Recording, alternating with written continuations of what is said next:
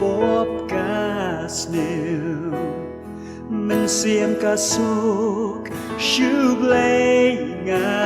kill la han ne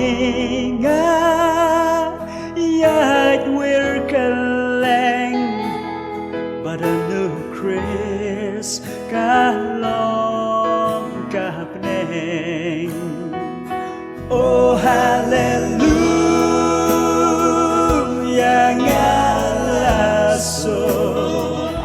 la pelai pa ya nga badu Jesus Christ blasha sa narpa ban pen im nong po nga la shisha ka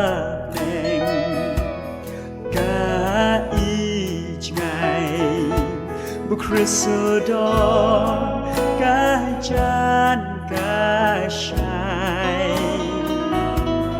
ngamat yaka halaman sim ngasuken jai hau ngaim oh hallelujah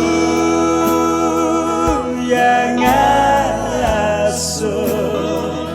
la pelai pa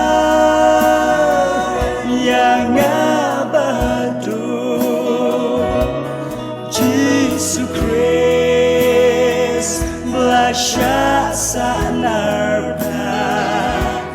ban pen im nong pokum nga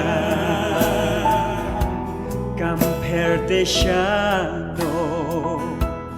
mga siyong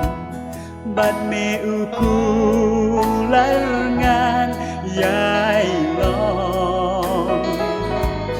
ngam kieng ngam ku slice kem ngayeng but a new Chris kalong kapneng oh hallelujah yang alaso la pelai pa yang abado Jesus Christ blasha sa narpa ban pen im nong pokum nga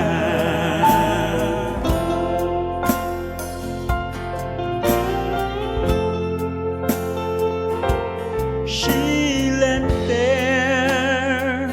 jing im baro par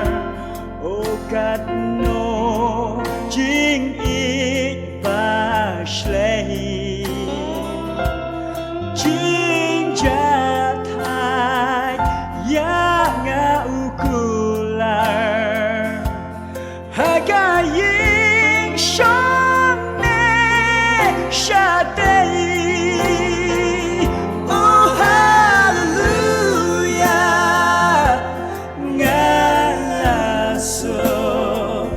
la pelai pa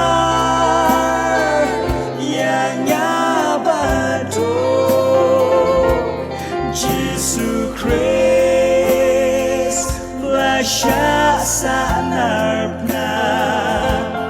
ban pen im nong pokum nga oh hallelujah